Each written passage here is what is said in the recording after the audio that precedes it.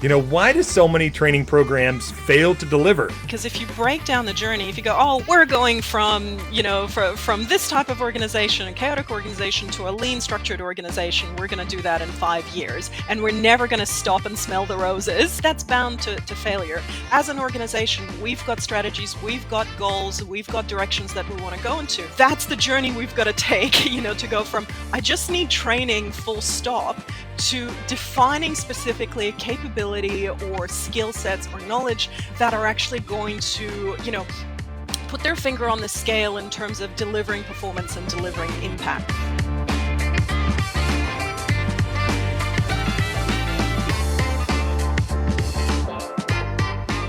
G'day everyone, and welcome to this episode of the Lean Solutions Podcast. I'm your co-host, Andy Olrich, and I'm also joined by the wonderful Shayne Daughenbaugh. How you going, Shayne? Good, thank you, sir. I am going well, or I am doing well. Let's say it that way. How about yourself? Yeah, both is fine. Yeah, going great, mate. Going great. What's the weather like up where you are in that part of the world? It's melt your face off hot. That kind of thing. A little different than what it is down where you're at. But I am super excited while we're here on together to talk real quick that we will be in the same place and time. Same place, same time zone and everything, just coming up at the middle to end of September. Those of you that haven't heard about it, the Lean Solutions Global Lean Summit is coming up September, 22 to 25? 23, 25 to 25, mate. Yeah, okay. 100%. Yeah. We're super excited to be together again. You'll be able to see us. We may be doing some kind of a podcast live there. I'm not sure exactly how that's going to go, but we'd love for you to join us there. Okay. Anyway, what else did you want to talk about today, Andy? Well, you said it's melt your face off hot. I mean, right. It's not here. It's windy and cold and raining, but I know you work hard, but you play hard. And there's always this link around games and things that gamification and around learning. But tell me what you've been up to, because you told me a cool story just before we jumped on here, and I think it connects in well. I mean, I have to admit that I'm a little bit of a nerd in that, yeah, I do play video games. As an adult, it sounds weird to say out loud, especially being recorded. But there's a game that I'm playing, right now that's taking up way too much time because of how I play. And I play very slowly. I play grinding, which means I just do the mundane tasks over and over again. And it's funny that the story that I was telling you earlier was how I used that mentality of grinding to do yard work. And something mundane and things that I really didn't want to do, I just approached it like I approached the game and just grind my way through it, learning new skills along the way. But what I find really interesting is I just read an article about today's guest about gamification. And I am very excited to have Nadia Golenkova. Right? Did I do that right? Okay. I always panic when I have to say the name. So those of you that believe we're all professional on here, we're just people and we panic at times. But I just read an article on LinkedIn about gamification and grinding, gaming and learning and in the age of AI. We encourage you to go and look Nadia up on LinkedIn. But as I'm super excited about this because I want to hear more about learning opportunities and how we can use learning in a way that actually benefits the company more than just transfer of information. So let me tell you about Nadia Golenkova. Nadia has over 18 years of experience in leading corporate people functions and lecturing for top-tier executive MBA programs. Nadia stands out as a credible executive partner, specializing in helping organizations build impactful learning, capability, people, and OD strategies. Did I say that right? Strategies that deliver measurable and commercial results. Nadia has guided businesses through several cultural and capability transformations and is well known for developing inspiring leaders across the front line as well as in the executive suites. Recognized nationally and internationally, she's an award-winning innovation champion, renowned for her drive, creativity, resourcefulness, and curiosity. And as a certified coach, Nadia's distinctive presence encourages deep insights, reflection, and actionable accountability. Nadia's enduring passion is sharing ideas that help people and organizations achieve moments of clarity that truly unlock potential. So with that, Nadia, welcome to the show. Hello, guys. Good Andy. Hi, Shayne. What an intro. I know, right? That was so much. Thank you, Shayne. It's great to be here. We're so happy to have you here, and I will disclose to our listening audience, we've got someone on from our end of the world. So Nadia's in Australia, so it's great to have you on. And we're just so thrilled. Like we've got your credentials there. We're going to share a heap more about Nadia in the show notes, where to find her and things after. So check it out. It's super impressive. So yeah, today our topic is building capability that sticks, turning training into tangible ROI. So anyone who listens to this podcast, or if you're listening for the first time, we do really come in about culture, capability, learning. It's not just about the tools and the push down, right? So Right. Nadia is, as you heard, is an expert in this field, and we're really, really thrilled to have you here. So Nadia, how's things been going for you? Oh, look, going real well, Andy and Shayne. We were talking earlier, so we connected a bit on both being so maybe slightly nerdy and definitely in the gamer space. And I have now put my very much nerd credentials out in public, which I totally understand. feels a little vulnerable.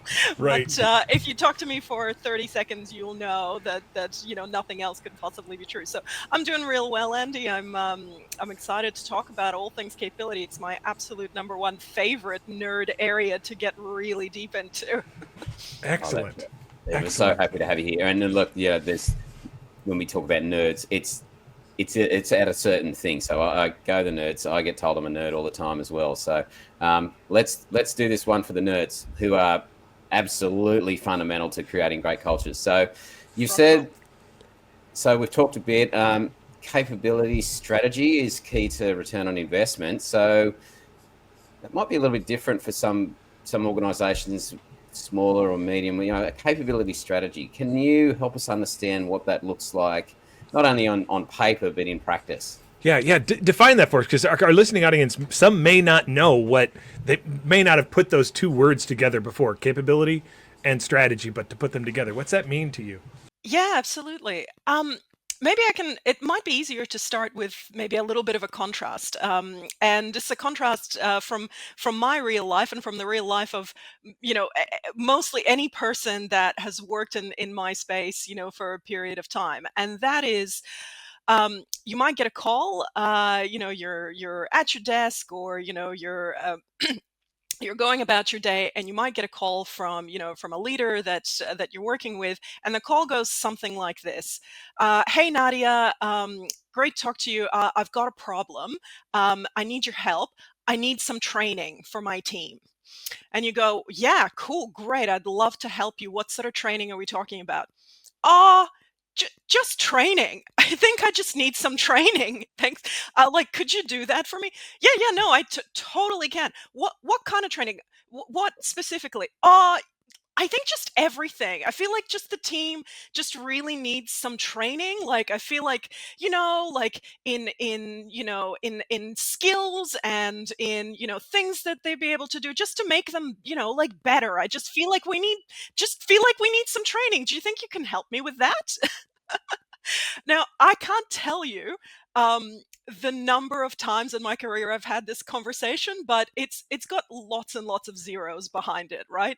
And I love those types of calls. They're my favorite types of calls, because what that's telling me is you've got a leader who really wants to invest in their people, and who kind of gets it and understands that, in order to build performance and to do what they're trying to do, they need to kind of have this the abilities, the skills, the knowledge in their team, right? And they want to empower their people. So I love those calls. On the flip side, that's the journey we've got to take, to go from I just need training full stop to defining specifically a capability or skill sets or knowledge that are actually going to, put their finger on the scale in terms of delivering performance and delivering impact. So capability is, I don't know how we are with Australian vernacular in this podcast, Andy, but feel free to cut this. But in how I usually talk about this in organizations, capability is a bit of a wanky word, right? Like, nobody likes it's really...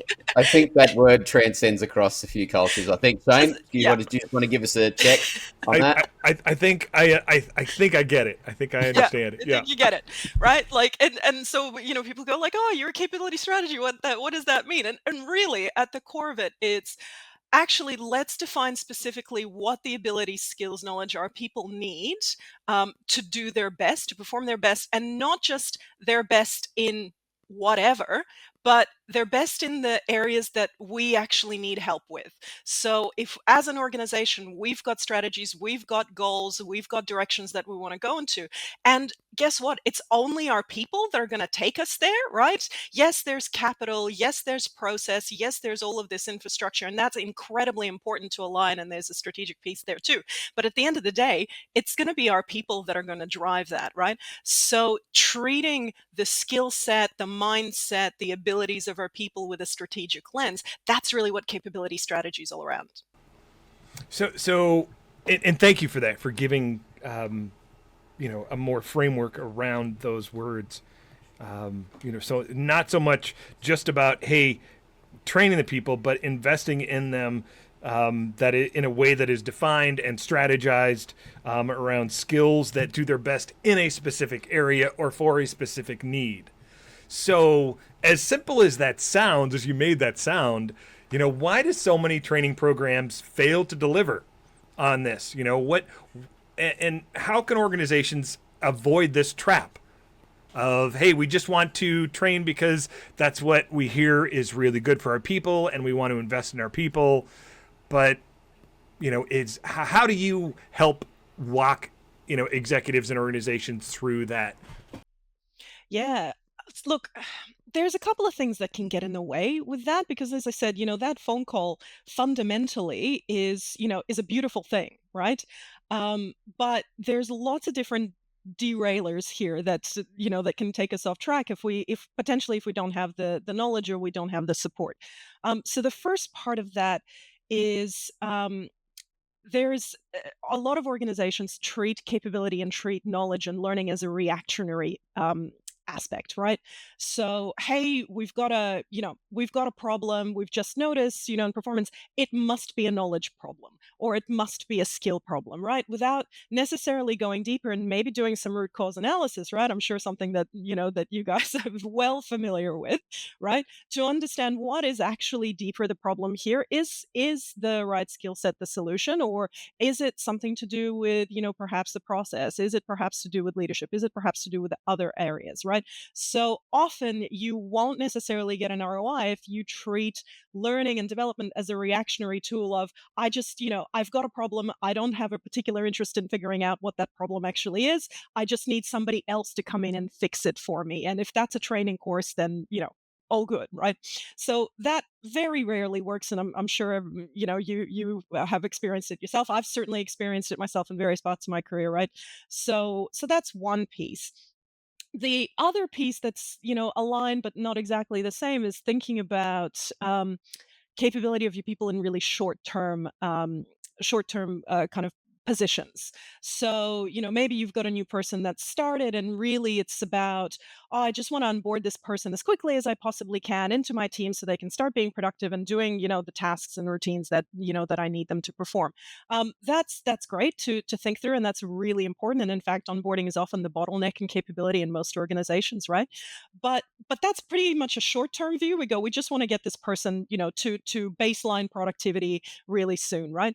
The long-term view around capability and when you get real return on investment, right, is when you're thinking about what do I want this person to do? And not just this person, what do I want people in this organization to be able to do and to be able to drive long term that will take me in the direction that I want to go. So to give you an example, if let's say I'm a manufacturing organization, I've spent a big part of my career in manufacturing, and I want reliability as to be one of my core offerings and promises to my customers, right? That I'm reliable, that what I manufacture is reliable, what I deliver and produce for you is reliable, that it gets there to you in a reliable way. So you're selling, this reliability, and that's part of your strategic direction.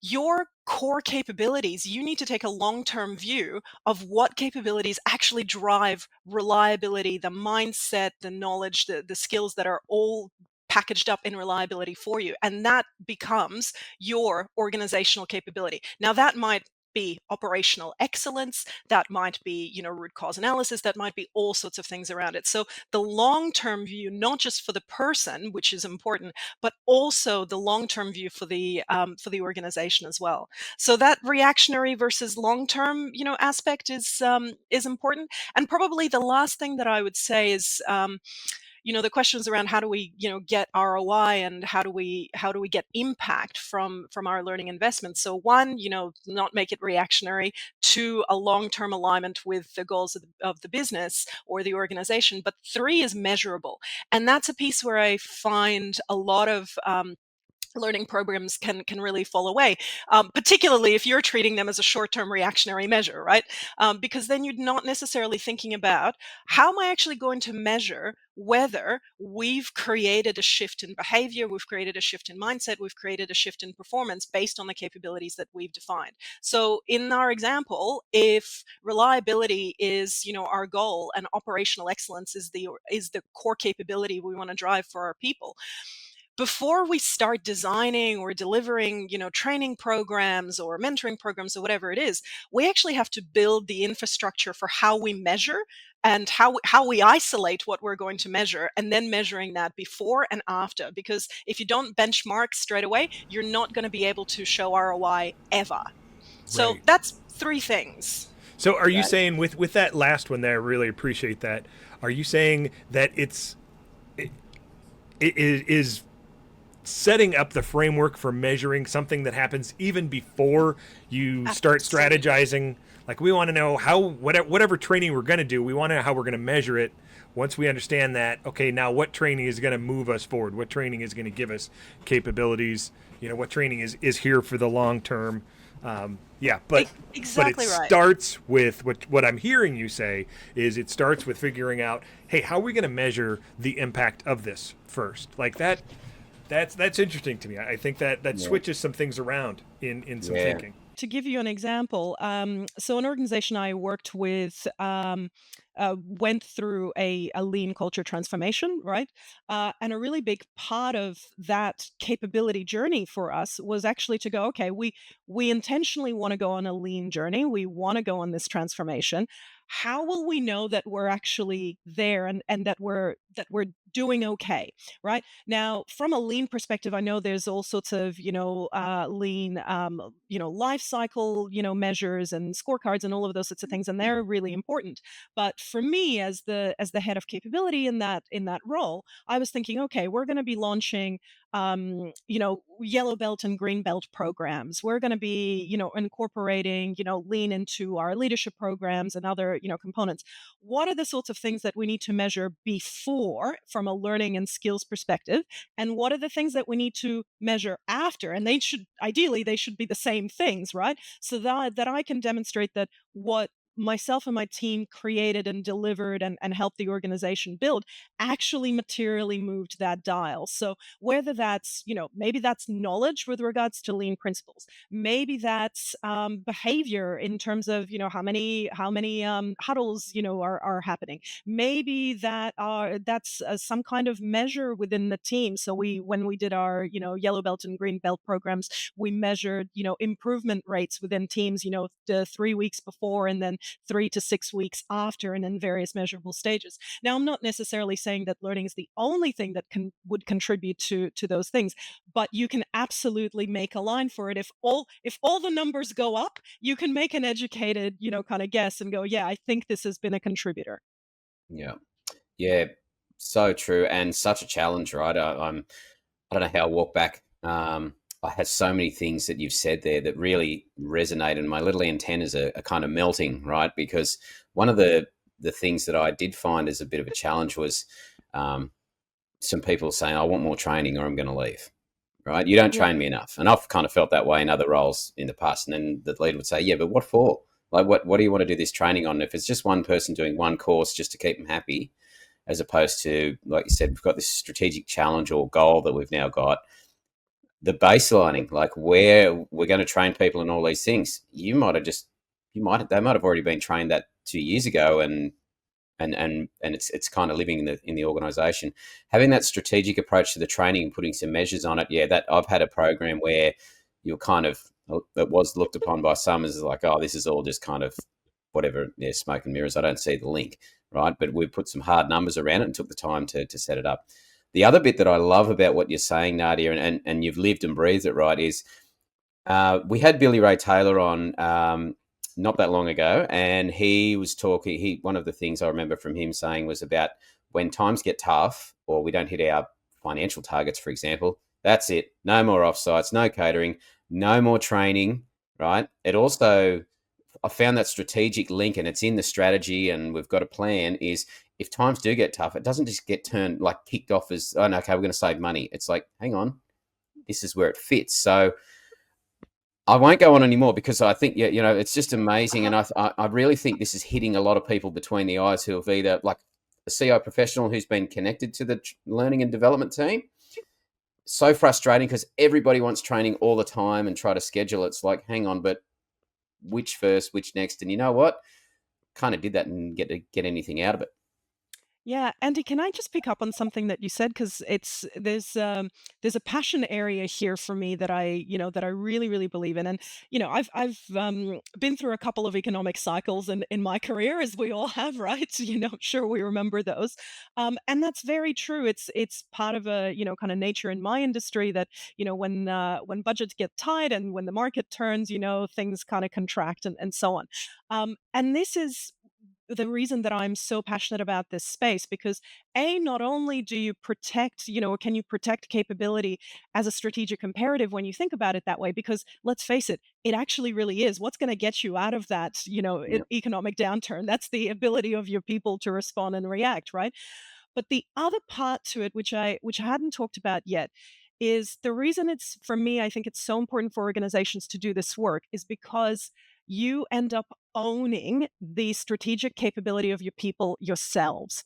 If you take this kind of reactionary or off the shelf approach and you go, oh, I need some lean training for my people, for example, or I need some negotiation training for my sales folks or whatever it might be, right? And you call an external provider and you go, can I just buy an off the shelf program? And all they do is they just take the last client's logo off the top page and they slap your logo on the page and they train your folks in it. That's fine. There may be very much some learning transfer. I'm not at all, kind of sledging, outstanding providers out there. But what it is you're not actually owning what's unique to your organization and unique to your people. So naturally, when you become reliant on these sorts of initiatives where you're going, well, every year we pay, Bob to come in and train our sales folks. When budgets get tight, all of a sudden there's no more budget for Bob, right? When you've defined your strategic capability and you have built your learning ecosystem internally with the right providers externally, sometimes absolutely that's necessary. But for the capabilities that you own, where you go, hey, we're a manufacturing company and reliability, is in our name, right? Is in our DNA. Nobody should own the learning IP for reliability, except for you, right? Because that means you can sustain it and carry on forever through thick and thin and through hard times and softer times, right? So ownership of the right capabilities, of the strategic capabilities yourselves, ownership of that IP and ownership of the development of your people so that it can be, approached in a long-term way is really important. There are tons of things that you need to know or that your people need to know as part of working for you. Not all of them are strategically relevant, and those are the things that absolutely you can outsource to an external provider and that can, flex and grow with you. The things that are part of your DNA, you've got to own that stuff. 100%. It's this is fantastic, Nadia. And as we drew the link into like when about why do it, why is this important? With anything, we have a lot of guests that come and talk about lots of different things. But a big part of it's around the change management or sticking with the plan. And it's like, yeah, what's in it for me? And that could be the worker who wants training just because they want some training and some stuff to be interesting, or the CEO that's like, I can see this number and it's not moving the right way. And part of it is training. So uh, you touched on the lean culture, right? So what have you seen in your experience around, not only doing the training or launching the program, you've got the baseline measure, you've got the leadership on board and people excited. now we've got to make this stuff, get it in and make it stick. What's some of the things you've seen to help with that, and our listeners can connect with? Two things that come to mind for me. One is embedding your capabilities, really broadly, and as broadly as you can across a number of different areas. And the second one is around building what I like to call, another wanky word, sorry guys, a learning ecosystem, right? Not just a course catalog. So let me talk about each one of those, and maybe I'll start with the learning ecosystem, right? Um, I think a lot of organizations, naturally from really traditional ways of working, approach things for learning as as a catalog, like as a menu, right? And honestly, full disclosure, I've been there, in the beginning stages of my career where I'm going like, oh, we can just offer like tons of courses, either in our through our training department, or we can offer it through our learning management system, and there's 3,000 options out there, and it's a menu and a catalog like in a big restaurant, and you can go and pick whatever you like, right? um, and that's good, but your learning culture and your learning ecosystem is not a menu, right? It's more of a living, breathing thing where, and the idea that learning just happens in a course, or happens via an online module, is a bit outdated, right? And we know that learning actually happens, in everyday situations and everyday opportunities that we have. So approaching it from a perspective of a menu or a catalog is maybe a little misguided now that that I'm working in this space, and approaching it more like something that is interconnected and living and breathing is important. So when we're talking about, here we've got this capability that we want to, transition into our business. Let's say it's reliability, again, for the sake of that example. It's not just the lean, green belt course. What is the mentoring situation? What is the project situation? What is the skill utilization situation? What is the next level up situation? So to your example, Andy, we've got an employee who might have been trained on it a year or 2 years ago, and nothing's happened since then. And they're like, well, I went to this course and I never used those skills, and now I don't really have them anymore. And I feel really dissatisfied because I invested my time, right? And you invested your time, but we got nothing for it. So the ecosystem around it, so not just acquiring knowledge, but using knowledge, retaining knowledge, and elevating that knowledge, is part of the entire kind of landscape that we need to consider. The other piece that I find, and again, it's a related theme, is broadening the offering of your core capability areas through lots of different channels, right? So one example for me, again, from this manufacturing organization, is we went on a lean journey.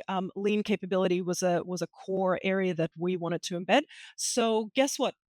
Lean wasn't just something that we talked about for our manufacturing areas or our production areas or our delivery or warehousing areas. We went on a lean journey with our sales team. We went on a lean journey with our leadership team. So, as the head of capability, um, the leadership program that I developed, so we had multi-tier leadership programs for first time supervisors, middle managers, and our executives. All of those programs, when they were built and designed, they were built and designed with a lean capability lens. So that meant that those programs were unique to us, that if I got them off the shelf from somebody else, they wouldn't have been transferring kind of lean and those principles to leadership at the right level in the same ways that we would have. For our salespeople, we gave them a lean mindset to sell with a lean purpose, or with a lean lens as well. For our customer service teams, the way that they did their job. So it's not necessarily just going in and giving them all a green belt. How you do your job, we're teaching them how to do their job with that lean perspective, was what made that cultural transformation really powerful and really impactful. Right. It makes me think of the article that I mentioned at the beginning about the gaming, and you mentioned something in there, and I'd love if you're following with me as because I can't remember exactly, but it was about leveling up your people. Is about that cultural transformation. That you mentioned. How do we level up our people? Not just am I training Andy in this, but as an example, am I giving him more responsibilities that he has to meet, that this skill will help him meet? And then continuing. If you have any more to add to that, I loved that part of your article. Yeah, absolutely. I think the thing that I love about games, right, is that they are instantly engaging, right? And there's a lot of mechanics that goes into that. There's a lot of really smart design and really smart thinking, and I think that that comes very much in parallel in designing really smart, engaging learning experiences and learning ecosystems. And that ties in with capability, right? Because what does a really great game do? A great game tells you initially and first a great story. Doesn't have to be a complicated story, but a great story that you're connected with, right? Like, you if you like mobile gaming, hey, do you want to pretend to be a homesteader? Like, that's a great story in your head, right? Do you we were talking about other games, right? So they give you a really great narrative and a really great story.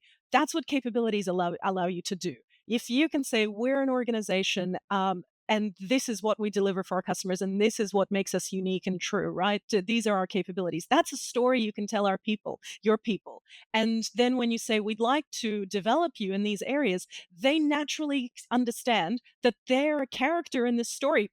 For them, they're the main character in the story, right?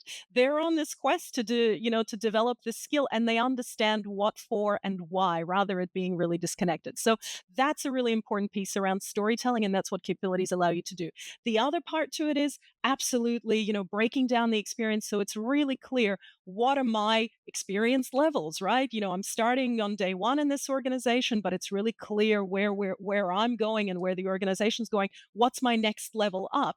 And how do I make an engaging experience to get from, level 1 to level 20, where I'm where I'm facing, the toughest challenges that I can, and I'm ready and I'm prepared for it. It's such a slow, like some of this stuff kind of puts people off because it's a slow burn, and especially if they don't kind of see the numbers coming back through immediately. Uh, Very challenging, especially for people trying to stand up a CI, a continuous improvement program. Oh, yeah, we could do those things. Can we just do it without? Do they have to do a project to get their certification? Like, can we just? And yeah, I know that's all great, but can we just jump in and just get going and do some stuff? So there's that real tension there around, yeah, it's like taking the time to sharpen the saw and using that training or that capability program to create that filter as well for who are we going to select next for our leadership team, or things like we've got to give them this, do they step up? They've got the skills and they can step up, and that builds into their professional development plans. Whereas, yeah, I do see either we're going to train everyone, and they're like, did this training last year, we do it every year, and sometimes the results get worse, right? Because it's Yeah. just training for training's sake, and that could be compliance or safety. But the other thing is like, yeah, if you want to truly know if your people can use those skills and deliver results for the business sooner rather than later, you've got to walk through that door. Like you said, and there's some great online stuff there, right? But this is part of an online learning resource, let's say. But geez, it's nothing like the real thing and walking through that door yourself. And it's just so pleasing when the things have gone well for you, Nadia, is yeah, they had to actually have some structure, some measures, and they needed to do something with it to retain the skills. And yeah, let's get our money back, return on investment. So Absolutely. But that's also the I suppose the way to measure results quicker as well. Because if you break down the journey, if you go, oh, we're going from, from this type of organization, a chaotic organization, to a lean structured organization, we're going to do that in 5 years, and we're never going to stop and smell the roses, at any point in time. You guys know this better than I do, but that's bound to failure.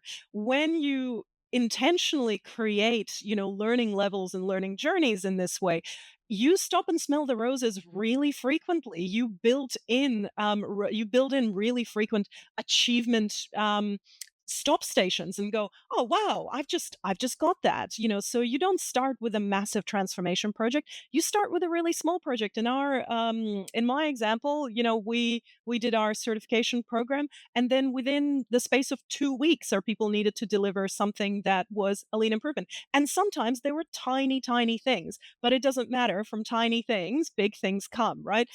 It created a sense of achievement. It created a sense of, oh, I've actually used this skill set. It created a sense of excitement. Simon, you can do all sorts of culture building things around it in terms of celebrating it and making it, kind of sticky and powerful within the business. So I think, I totally agree with you. If you take too much of a long-term view in this space, right, you'll lose momentum and you'll lose your energy. So that's why building that kind of ecosystem and that gamified model for me has been really effective. Right. Because that's what keeps me going when I'm playing a game that is just dragging out.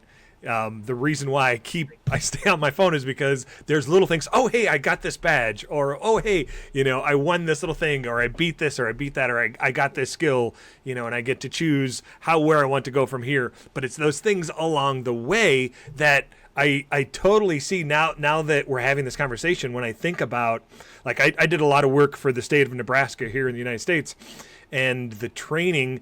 As much as I loved our training, I see that we didn't have that part. We just kind of fell off. Like, there wasn't that strategy of capabilities. We knew we wanted to promote these capabilities, but we didn't strategize how we were going to do it, and we didn't have those check-ins, those follow-ups, those challenges, that expectation that after this there is more. And now let's exercise that gift, and let's celebrate that exercising or that learning, and let's celebrate that. And what's next? And how are you going to continue on your journey as the hero of the story? Yeah, exactly right. I love that. Man, I'm jazzed about this. I'm geeking out here. Oh, you're pumped. I love it. So am I. Anyone who knows Shayne, I'm looking at Shayne's face now, and he's on fire. So Nadia, I have a whole page. I'm writing down. I think our nerd energy has synchronized. Yes. Nerd unite. Yes. That's okay, right. Shayne, you want to drop the next question, mate? Yeah. Let's. I think we need to kind of be wrapping up here, understanding that you do have other work to do. But I'm interested in, like, what advice would you give to leaders to help them shift from this one-off training events into something that's a little more sustainable, a little more the capability building approach? What advice would you have for that? I think the first advice for me would be, don't feel like you need someone's permission to do this. Right?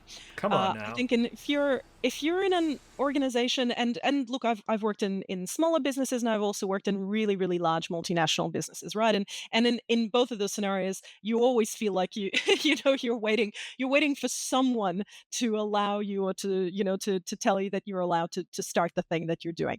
But there's nothing in here that I think really requires or begs permission. You don't need to wait for your HR department. You don't need to wait for your learning manager, or you don't even need to wait until there is a HR department or a learning manager on board to do this stuff, because the steps are actually straightforward and can be done, right? So if you're a leader, let's start with, what is it that your team does, and what is the direction that your team's going to go in, right? Just a little bit of future thinking. You've got a manufacturing team, or you've got a customer service team, or you've got an organization. What is the long-term direction where you're going, and what are the, let's say, top 4, maximum 5 capabilities that drive the team forward? Maybe there's only one, right? We don't know the context here, but just define what are those critical top line things that mean success for the team. They're not the only things, but the most important things. Without those, you're not you're somebody else, right? That's the starting point. And hey, what a great way to involve your team in thinking about that, right? And what a great engagement exercise to go, like, folks, let's try and build out our own narrative and our own story. What's unique about us? What is specific? What is it specifically that we do in this team that helps us take that direction? Defining those, handful of things is a starting point. That already gives you power, because the next time you go, I need some training, you kind of know where that training's going to land. It's not that phone call to Nadia going, I just need training, blank space. What do you got? What do you got? Just tell me anything. Because at that point, all I can do is send you the 3,000, course, LMS, and go, take your best shot, Yeah, right? we've got So to. already you're narrowing down. If you want to take a step, an extra step into that, you can then try and break it up a little bit further and go, well, okay, well, what are the skills that I need, right? So, if, like we talked about, if it's organizational excellence, or if it's lean, is it root cause analysis? Is it identifying waste? What are the, kind of sub areas in that? Maybe somebody can help you with that, or there's tons of online resources that can help you with that as well. So again, you don't have to go nuts. You don't have to create a competency matrix and a thing that's 5,000 pages long that gives you RSI every time you turn it. It can just be something that can live on one page to go, these are the top 4 things that are our capabilities, and these are the top skills that fall underneath them. And then ask yourself the question, how do people learn those things, right? Are there courses?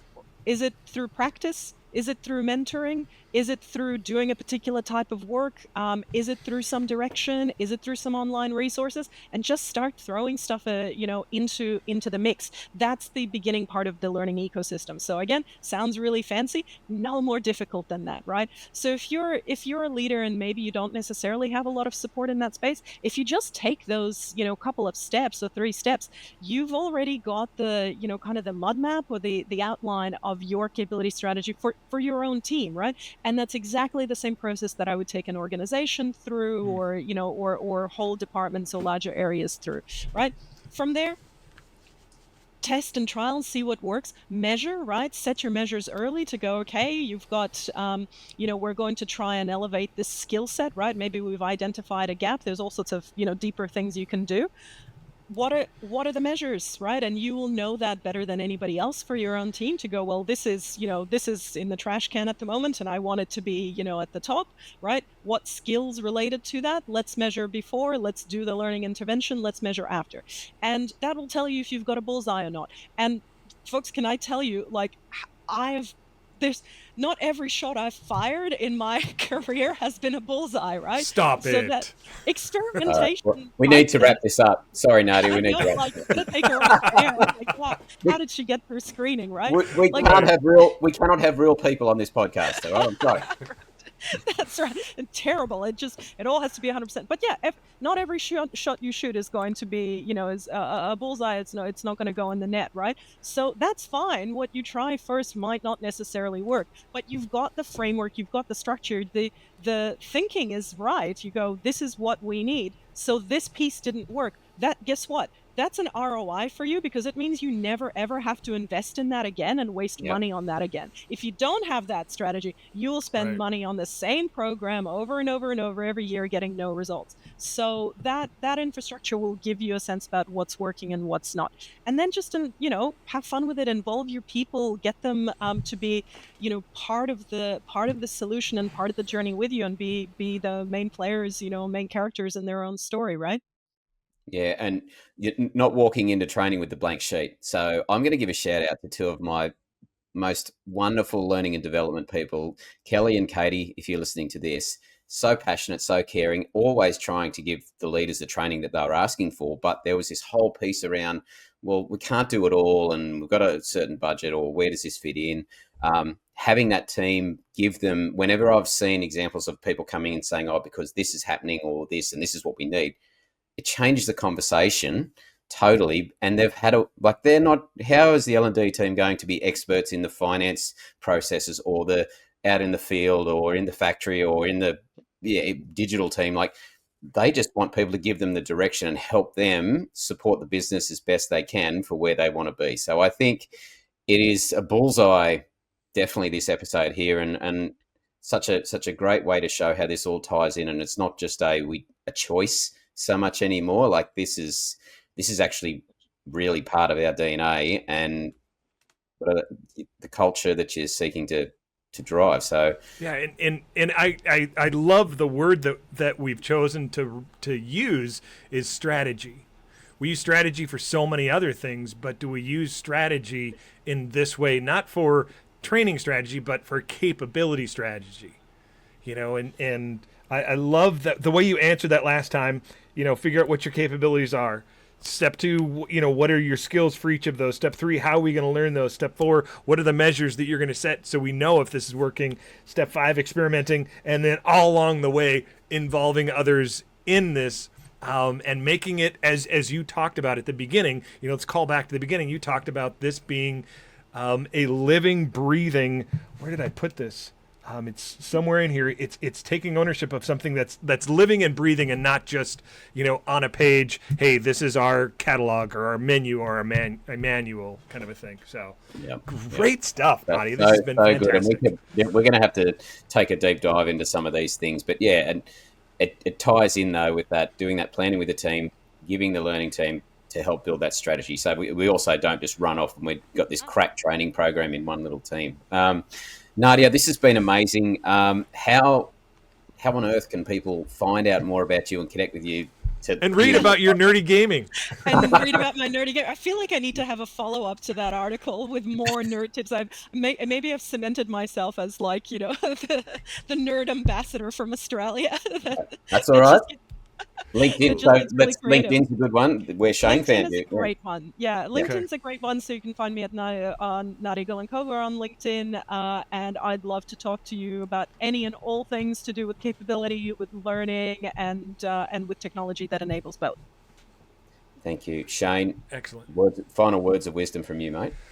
Man, I hope that people understood kind of what was going down. I think there was some great content here. If you have questions or want to continue this dialogue, we would love to get some feedback, whether it be when we post this on LinkedIn, to make it in our comment section, or when you're listening to it, put some comments, in that, so that we have some feedback, and so that we can also continue the dialogue and the conversation with more than just the three of us.